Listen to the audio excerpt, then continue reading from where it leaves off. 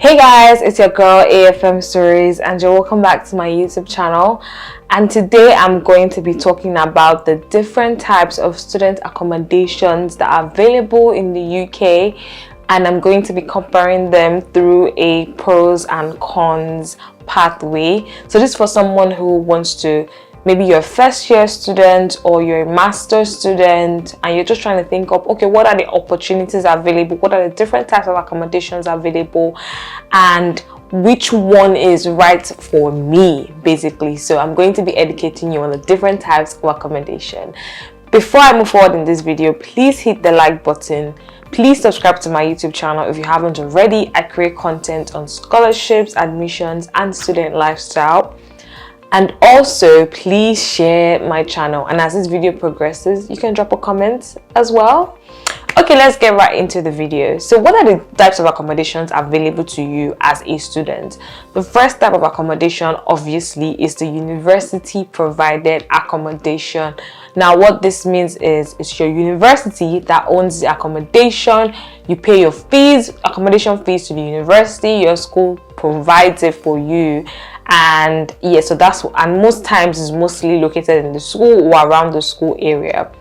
Another option that you have is private student halls. So these are accommodations that kind of like resemble university accommodations, though they are a little more more varied in their options, but they're usually student halls, strictly for students. Most of the time, for you to be able to get into those accommodations, you have to be a current student or an incoming student, and you have to show your admission letter and prove to them that you're actual students. So private halls, but they are not owned by your university, but they are owned by private university halls providers. So there are different types. There's student rows, there's Unite students, there are a large number of them. So those are private halls. I'm actually in one of them. So I'm in Student Rows, Brookland Road in Leicester. Now the third alternative is serviced apartments. So these are not private student halls, these are not university accommodations, but they could be flats, shared rooms, single rooms in a house provided by landlords. So people that own specific houses. They are not halls, they are just like regular houses that you live in, obviously not student halls. So they could be maybe a flat of 5 rooms, it could be a duplex up and down, or maybe 5 rooms, 3 rooms, 6 rooms, and then you share them with a number of people. Now they are not provided by university, they don't require that you're a student. It could be professionals, it could be students.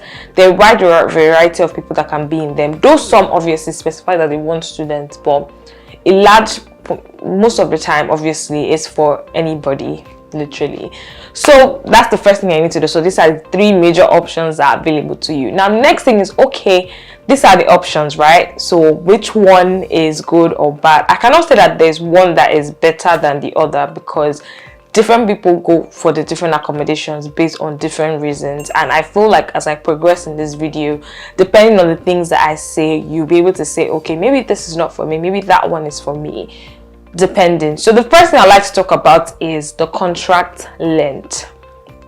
So university accommodations most times provide their accommodation most around 40 something weeks. So it's between September to June, July. So it's the duration of an undergraduate academic year. Now remember that postgraduate students still have to work on their dissertation and their masters to like August, sometimes even September. Like my dissertation is due in September.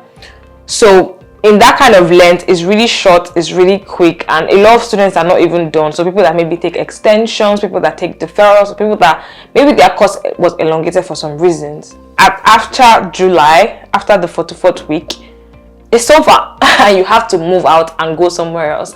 And for international students, that's not the most convenient thing, because in the middle of your course, if you're a master's student, you now have to start figuring out, okay, where am I going to move, where am I going to go to, what is the plan? It can be really, really stressful. And even for undergrad students as well, for people that don't even want to change accommodations, people that don't want to move back home, people that still want to stay in their school city, you'd have to go maybe keep your luggages in a storage center or keep it somewhere, which is really not that convenient till September. Meanwhile, in private student halls, there's options for you to stay till not up to September, but till August. But in some instances, if you rebook for the next year, you can just stay till the next year, so you don't even have to move. You just repay your accommodation fees and you stay. Currently, where I am as well, the options for us to stay, though mine expired, it's expiring next week. Mine was 54 weeks, so I was able to stay here till August because my course is ending, I think September. Yeah, in September. So it's still longer than me having to leave in June or July, really, which will have been really frustrating. But yeah, private accommodations allow you to stay longer, and they allow you to stay without even leaving. So no need to go put your luggages anywhere. You just stay and you rebook. So that's also something that is very good. And even for master students as well, you have a longer time to figure out, okay, I need to maybe get somewhere else for September. And obviously in September, you're already done with your master's. So you know that I could maybe move to another city that maybe is more lucrative for me, or I can move to a flat that by that time you'll have even be more aware, you'll be more educated, and obviously you're more driven. But having such a short period in the middle of your work is not really that convenient. So, and then in private flats, literally you can stay for as long as you want, as long as you agree well with the landlord. There's more flexibility in terms of how long you can stay there. Some you can even stay in short periods. So some they allow you to stay for 6 months, 8 months, 1 year, as long as you keep paying for the fees. So that's my first point.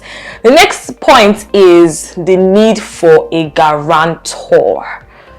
So in university accommodations, you will need to have you would not need to have a guarantor, because obviously you're a student of the school and they know that you're a student, so they don't need any further proof.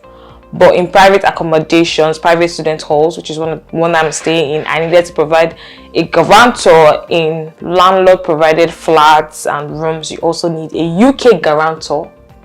So yeah, that was very important. So, and for international students, that's not the most convenient thing. What really helped me was I had a brother based in the UK who was my guarantor, but not a lot of people have that. So that's something you have to really think about. So start thinking about how you can get a guarantor. Sorry about that. Okay, so the third thing is the availability of room types. So private accommodations have a larger variety because you're not restricted to only what the school has. So a lot of schools have standard rooms, so whether ensuite or non-ensuite rooms, and yeah, it's basically what they give you, you take. But private accommodations have a wide variety. So for private student hall, there is standard rooms, standard ensuite rooms, there is standard single rooms, and then single ensuite rooms. There's double rooms, double non-ensuite rooms, and then double ensuite rooms. Basically, I'm going to be explaining those terms, but you have a wide variety. There's studio as well if you want to stay by yourself, or if you want to share accommodation with people, or you want to share maybe your kitchen, you want to share your bathroom, or you don't want to share. Like, there's like a wide variety. And even for flats as well, you can choose, maybe you don't want the whole structure, you want to have a house structure as well. So you can pick whether it's 3 rooms in the flat that you want, or whether it's 2 rooms, or whether it's 6 rooms. There's more variety in what you can choose. But in uni, it's kind of like limited to 2 different kinds of rooms. So whether there is ensuite or not ensuite, which is quite limited. Some schools have a variety, but it's not as common. Also, guys, another point that is very important is the fact that a lot of private accommodations, so private student halls, are very, very competitive. So in terms of the facilities that they offer, so because they're trying to draw you away from the university accommodation, they tend to have a lot of attractive things. So in my own accommodation, for example, we have our own washer and dryer, that's washing machine, in our kitchen. We don't need to pay extra money for it. I've been to some student accommodations in universities, a lot actually, and they pay for their laundry, so they have to pay for their laundry. And when you're a student, you're calculating your cost, that's not something that is very appealing as well. Also, the facilities, the size of fridge, the amount of storage space for fridge, freezer, also cinema areas, gym, free gym facilities as well. For example, my accommodation has free gym facilities. So, and even if your own specific So like they basically have so many things they try to draw you in with, also some extra concessions. However, what a lot of schools do is they give a lot of gifts. So I know that during the pandemic, a lot of students that use university accommodation, when they arrived, the school gave them some gifts, so some donations. Why is my eyebrow scratching me? Okay, so when a lot of people arrived, I know that universities give gifts. So when they first got there, the school gave them some gifts, gave them some donations and provisions. Sometimes schools might just send them gifts, random things. When there's celebrations, they tend to give them free food and drinks, all those kind of things to also help as well. And because it's a university and they know that people in the accommodation are their students, so you have a lot of concession. So it's a very rounded process. The university accommodation rooms buildings are actually quite old, because they've been built around the time that the university was established. So their building structures are not that modern, and so a lot of people have complained about the fact that a lot of things inside them are quite old and archaic, and it's not really inspiring. Some people have talked about the fact that some of their walls are so thin that you can hear every single sound. So yeah, and some sounds can be really embarrassing. And then people have said, okay, private accommodations, some are a little better. That's private student halls, in terms of, because they're trying to be competitive, they built them to be a little more modern. Some of them are quite new because it's kind of like a new thing. There's a lot of renovation going in just because they want to attract students. University accommodations are very competitive, and so they kind of relax, like, okay, yeah, cool, people want us, so yeah. Private accommodations are new, they are newly built, constant renovations just to make it better. So the environment is most times better in terms of even the eating systems, the building systems, everything. Most of the things are new, crisp and nice. I mean, one of them, so I can testify that when people come here, they're like, oh my god, I just like the environment, so modern and nice. Yeah. And then shared flats. So I keep saying shared flats, but like service apartments, so like flats, houses. Yeah, so they're actually a mix. A lot of times they're actually old houses, to be honest, and that's not always the most exciting thing as well. A lot of people have complained about the fact that the houses don't really look appealing. They are quite old. It's almost like the same issues with the university accommodations, while some are new and modern. So that one is like a mix of both. So you have to really be sure of what you really want, because I've had friends who stay in private flats. I keep saying private flats. Yeah, private home flats, like shared houses, basically a duplex or a room. And they've complained about the fact that the heating system is really bad. They are not cold enough because a lot of them are old. The houses really get cold. The landlords complain about how much of the heating systems they use. Here, I can turn on my heater 24/7 and nothing is going to happen. It's a large hall, so I guess they pay for things in bulk, and they're not so particular about how much you spend on lights and bills. I'm literally shooting this video in the middle of the night, and nobody's gonna come and ask me to turn off the lights or whatever, obviously. So there's a lot more flexibility in the structure, the buildings and the facilities, and even the Wi-Fi as well. University accommodation Wi-Fi, great. Private accommodations as well, great. In landlord owned houses, I've heard horror stories. Okay, so the next thing is location, guys. So location is actually very important, and I think this is where university accommodations kind of win, but there's still some cons. So university accommodations most likely are in the school or very close to the school, and trust me, I'm a student.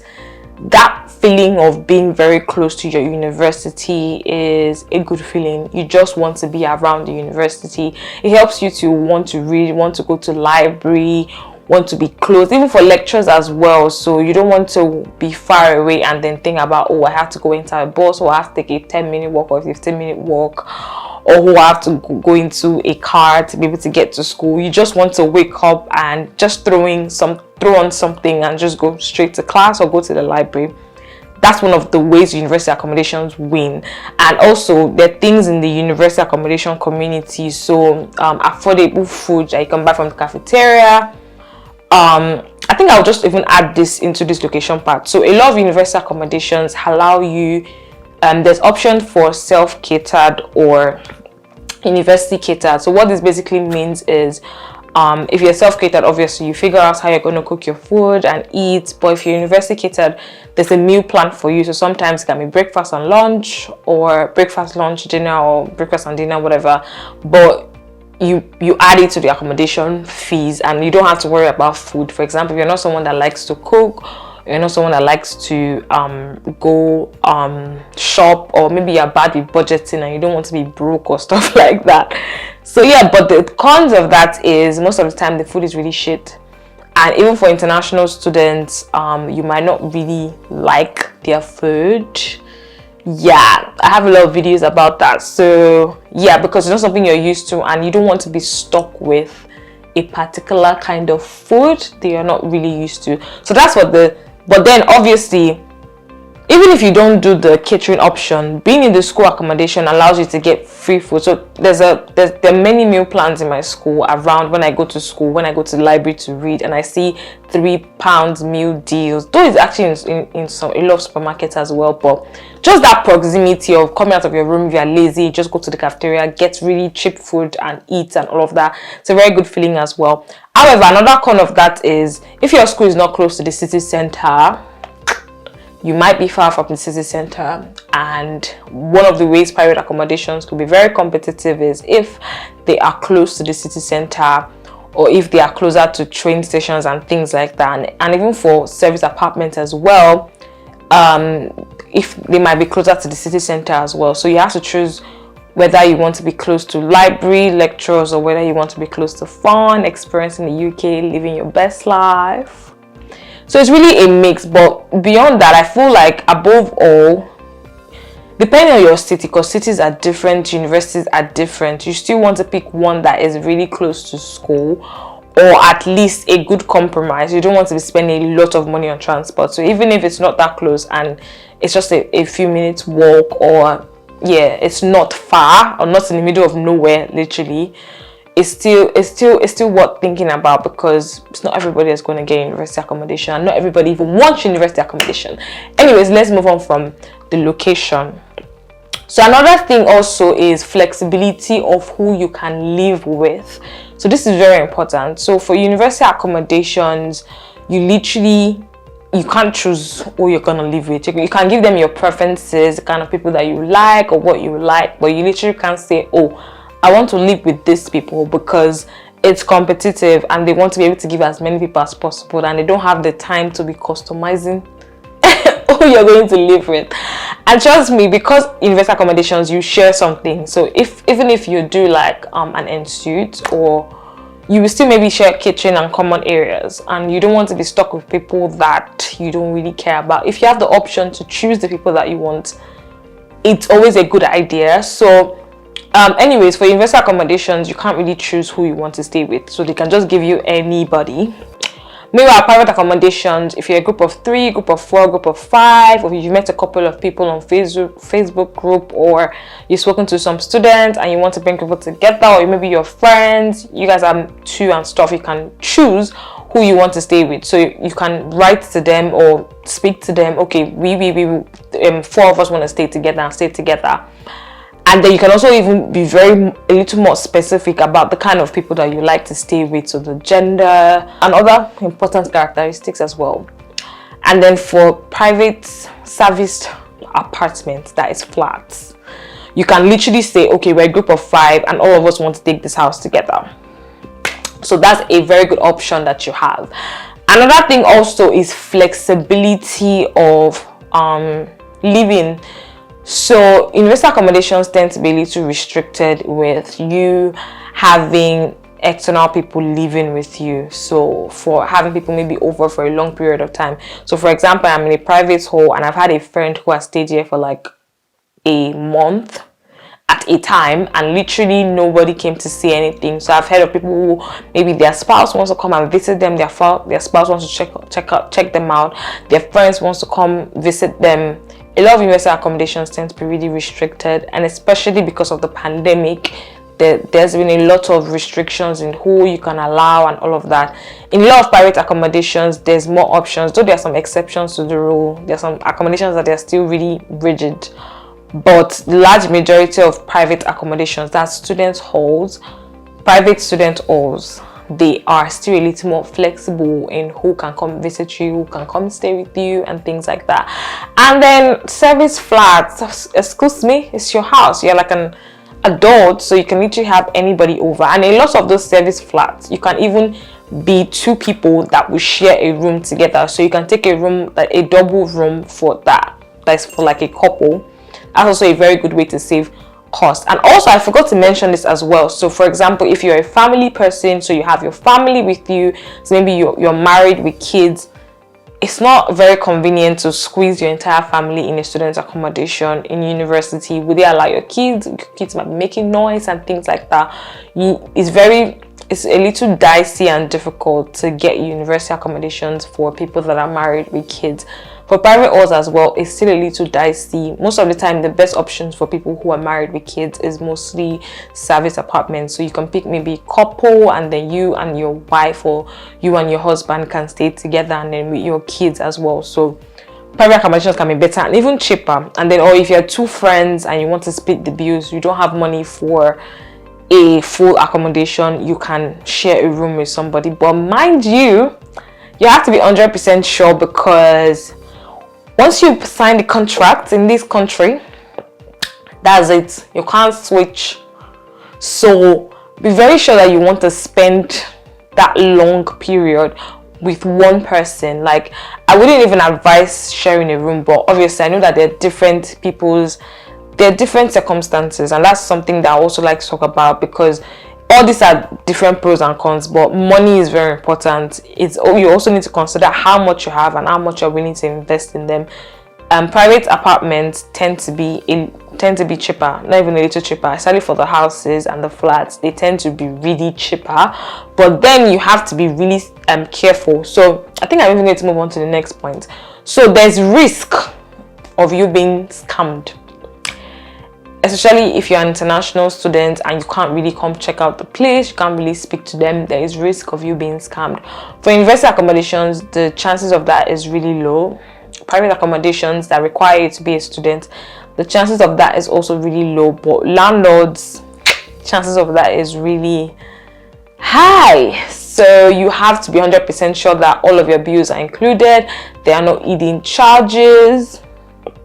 Yeah, that is very important, because even though it's really cheap, you want to be sure that it's cheap and you're not paying for anything extra. But they tend to be really cheap. Like, that is standard. Like, a lot of people in their first year, they go for university accommodations, and after 1 year they realize, oh my god, I spent so much money on university accommodations when private halls could have been cheaper. So yeah, and not private halls and service apartments literally are the cheapest. So that's also something very important that you need to know. Also, another point I'd like to make is university accommodations, you're sure that you're going to be hanging out with students, speaking to students. Private halls as well, that's specific for students. You're sure that everyone you're going to be interacting with is students. And I feel like that's a very good thing, because it's a lot of things that are crazy about being a student. Academics could be very stressful. You want people that you can share ideas with. You want people that you can relate with, especially if you're not in like a studio, if you're in student halls or rooms that require you to share kitchen and some common areas. You have the opportunity to socialize. You have the opportunity to meet potential people on your course. Most of the time, people in your university accommodation most likely will be students of your school. Private halls will most likely be students of your schools and other surrounding schools in that city. And then private flats or landlord-owned flats or houses, you can't really be sure. Some are for students, but some are also have like a wide variety of people. So you have to really be sure that do you want to give up, being around students, especially if you don't have like a group of people that you're going to book with, because there's something about having students around. There's shared ideas, shared development. You can grow together, you can bond over your studies and things like that. So I feel like, yeah, private accommodations, student accommodations give you that. Also, another thing is more flexible payment structure for private accommodations, especially, so among all of them, the most flexible would be landlord owned houses and yeah, houses and flats, obviously a lot of them you can pay monthly. I've heard of cases where people even pay weekly. So these are for people that don't even have a lot of funds. You know that you have an opportunity for you to be able to pay weekly, so if you want to gather money and things like that. Meanwhile, for university accommodations, a lot of times you have to pay lump sum, maybe quarterly, and then for you to negotiate, you have to, it's kind of like a rigid process to really switch up from that. And sometimes it might not still be monthly or weekly. So for example, even my accommodation, I'm a scholar, but I couldn't get them to allow me to pay monthly, so I had to pay for over, I could have paid like 10 times or 11 times, but I had to pay like 6 times or 7 times, which was like really stressful. But yeah, I eventually had to pay like that. So the only thing that helped me was I didn't move into my accommodation till January this year because of the pandemic, and so I just had to pay for January to August. So I paid from January to, I think, June or May, I can't remember, but I had to really bring everything together basically. So yeah, the most flexible is what's the word now, the flats and the houses, and then private halls are quite flexible as well. But investor accommodation a lot of times is not that flexible, but you can negotiate. I always say that when in doubt, still reach out to your school, talk about your situation. For example, if you're a scholarship owner, you can still negotiate and tell them, okay, I get my stipend monthly. If you are maybe a family person, you can say, oh, my sponsor will be able to pay for this monthly. There's always a way around things, and obviously they're looking for students now in this period, so trust me, you'll be good to go. But just know that it's not that flexible. Another thing is also landlord issues. So I've heard of people having issues with their landlord. Those are people in flats and houses. Maybe landlords are not doing the right things, landlords that maybe say something before they apply, and then when they get there, maybe some things are not working. There's too much limits on the lights, on the heating and things like that, and it's very difficult. But in private accommodations, there's less micromanaging because it's really large. Private halls is really large. University halls as well. When things get spoiled, it's easy to just say, oh, come fix it.